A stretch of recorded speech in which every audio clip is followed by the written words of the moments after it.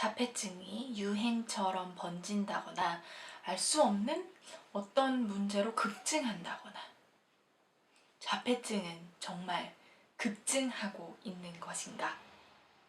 오늘 이 미스테리를 저 이지피지 행동분석과 함께 풀어보려고 합니다. 여러 매체에서 매체라 하면 뉴스, 신문 등에서 자폐증에 관한 정보를 접하신 적이 있으시다면 원인을 알 수 없는 자폐증의 급속 확산, 엄청난 증가 같은 느낌의 공포스럽기까지 한 이야기를 접하셨을 수 있을 것 같습니다. 과연 진실은 무엇일까요?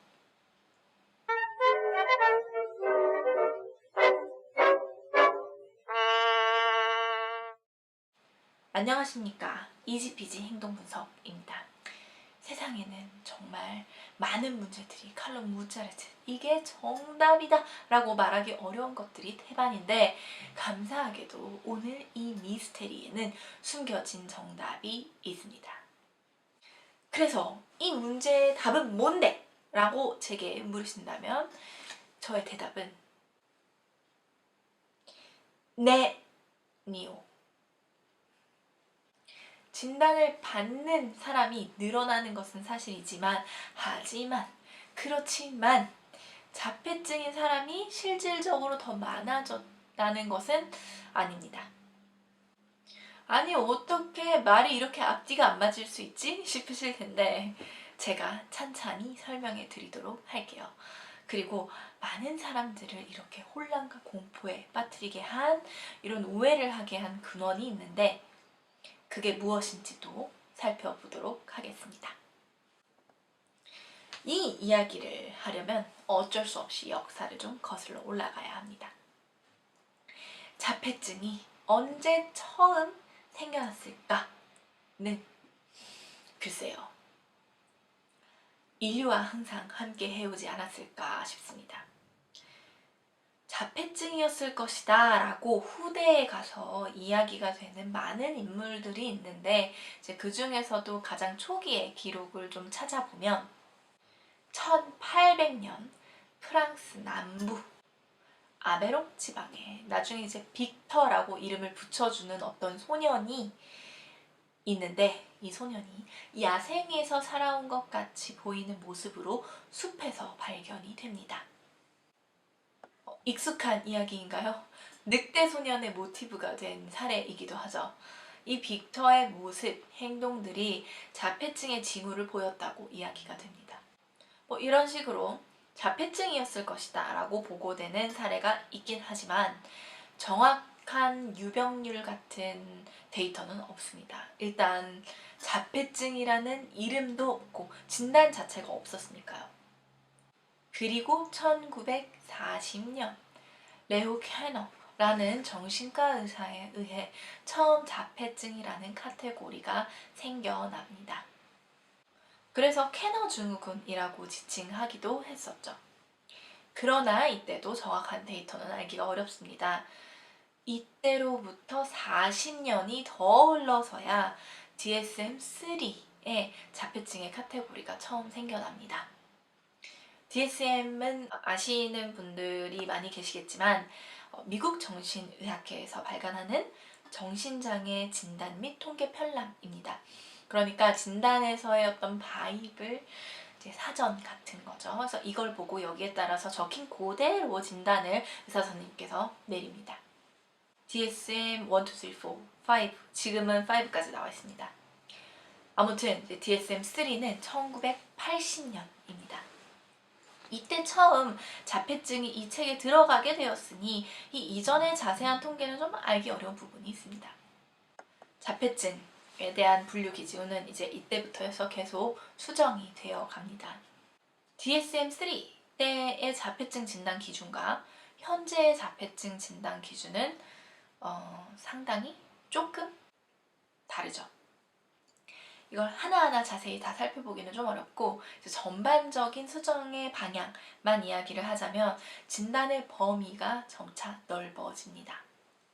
예를 들어서 DSM-3에서는 16가지 조건을 반드시 다 충족시켜야지만 자폐증이다라는 진단이 내려졌는데 DSM-4에 와서는 조건들이 옵션이 된다든지 그 중에 반만 맞으면 된다든지 이런 식으로 처음에는 좁은 범위로 내려지던 진단이 점차 넓어집니다. 이제 그러면 당연히 옛날 기준에 의하면 진단을 안 받을 사람도 새롭게 바뀐 기준에 의하면 진단을 받는 경우가 생겨나겠죠. 그리고 다른 진단들, 예를 들면은 다운 증후군, 뚜렛 신드롬 이런 다른 진단들이랑도 함께 자폐를 같이 진단을 내리기도 하면서 이제 자폐증의 인구가 늘어나게 됩니다. 여기까지 들으시면 이해가 가실 것 같아요. 기준이 느슨해졌으니까 진단을 많은 사람들이 더 받겠구나 라고 생각하실 수 있을 거예요. 근데 왜?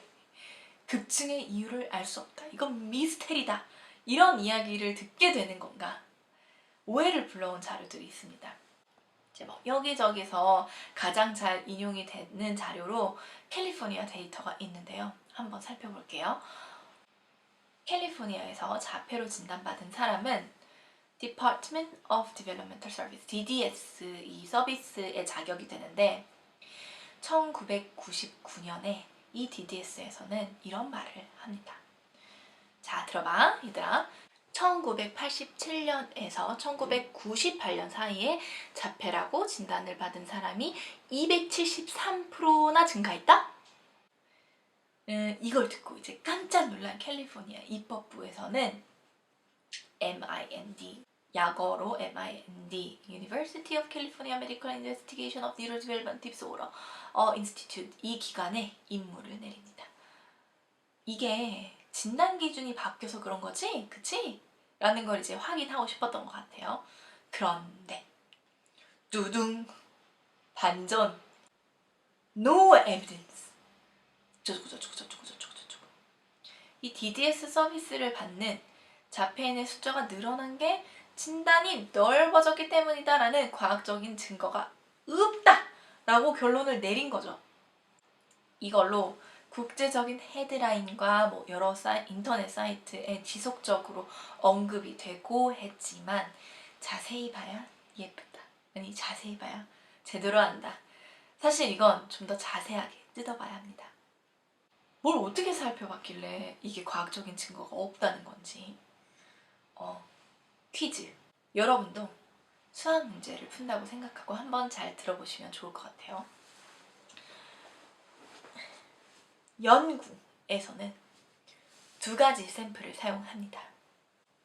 이 DDS 카테고리의 자폐증이라고 분류된 아이들 중에서 샘플 1, 한 가지 샘플은 1983년에서 85년 사이에 태어난 아이들이고요.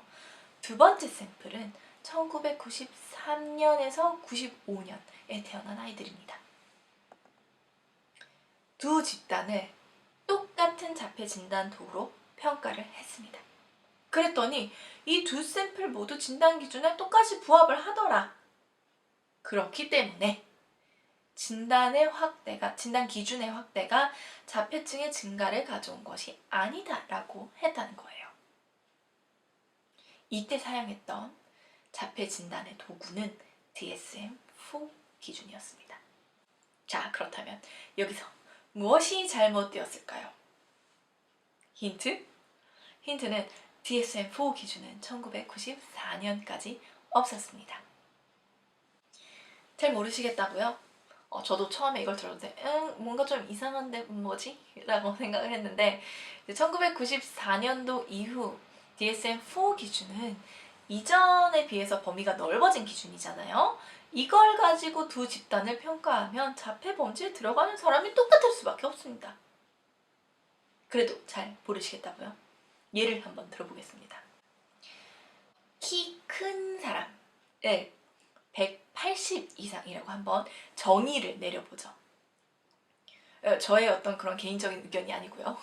그냥 이제 예를 들어서 키 큰 사람을 180 이상이라고, 이게 이제 1980년대 기준이라고 정의를 해봅시다. 그런데 1990년대가 돼서 180은 너무 좀 각박하다. 170 이상만 되면 키 큰 사람이라고 하자 라고 바뀐 거예요. 기준이 넓어졌죠. 자, 그러면 최근 기준인 90년대 기준 170만 되면 다 키 큰 사람으로 보겠어 하는 이 기준으로 보면 170인 사람도 180인 사람도 모두 다 키 큰 사람이 되죠. 그러니까 80년대에 키 큰 사람이라고 얘기했던 그 사람들은 90년대 기준으로 보면은 모두 다 당연하게 포함이 되는 거죠. 이해되시나요? 이렇게 해서 연구자들은 결론에 오류를 범하고 말았고, 이 자료가 이제 여기저기 인용이 되면서 대중의 오해를 불러온 거죠. 우리를 오해하게 한 또 다른 자료가 있습니다. IDEA 들어보셨는지 모르겠습니다. IDEA라는 이름으로 이제 미국에요. 1990년에 모든 장애의 아이들이 무료로 적절한 공적인 교육을 받도록 하는 법이 통과되었습니다. 여기에 따라서 이제 각 학교들은 장애 아이들의 숫자를 이제 보고하기 시작했죠. 지원을 받아야 되니까. 2002년도 IDEA 리포트에서 뭐라고 했냐면, 미국에 있는 자폐 아이들이 1991년에서 92년 대비 2000년에서 2001년 비교했을 때 이 8년 동안에 1354% 무려 1354%나 증가했다고 이야기를 했습니다.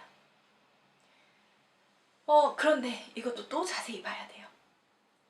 사실 1991년에서 92년 이 이전에는 자폐증을 체크하는 칸이 아예 없었어요. 이제 그러다가 91에서 92년도에는 자폐증을 체크하는 칸이 옵션으로 들어갑니다. 해도 그만, 안 해도 그만, 이렇게요. 이런 새로운 카테고리가 이제 추가가 될 때마다, 소개가 될 때마다 증가가 생기는 거는 당연합니다. 91년도, 92년도에 자폐증 칸이 이제 생긴 것처럼요. Traumatic Brain Injury라는 이 카테고리가 이때 또 생겨났는데요. 이거는 아까 말씀드린 같은 기간 동안에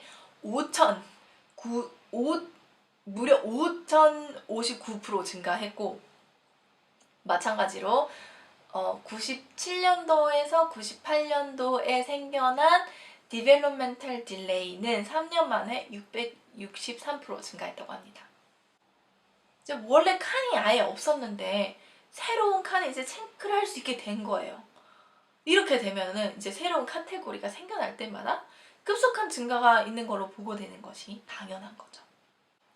사람들의 인식도 점차적으로 더 생겨나고, 그리고 진단의 툴, 도구와 케이스를 찾아내는 능력도 향상이 되고, 더 어릴 때 자폐를 찾아내려고 하는 어떤 의도적인 노력이 계속 있고, 이 모든 것들이 사실 맞물려서 지속적인 증가가 나타나고 있는 것입니다. 갑자기 이 자폐 아이들이 더 많이 더 빨리 태어나거나 하지 않았다는 거죠. 그래서 자폐 진단을 받는 사람들은 계속 늘어나고 있지만 증가가 맞아요. 그렇지만 자폐인 사람들이 갑자기 더 많아진 것은 아니다라는 그런 앞뒤가 안 맞는 결론이 이제는 이해가 되시리라 믿습니다.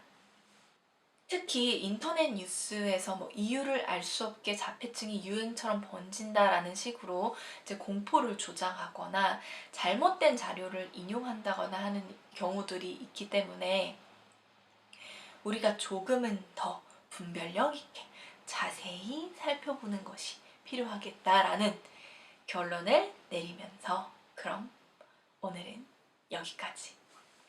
안녕!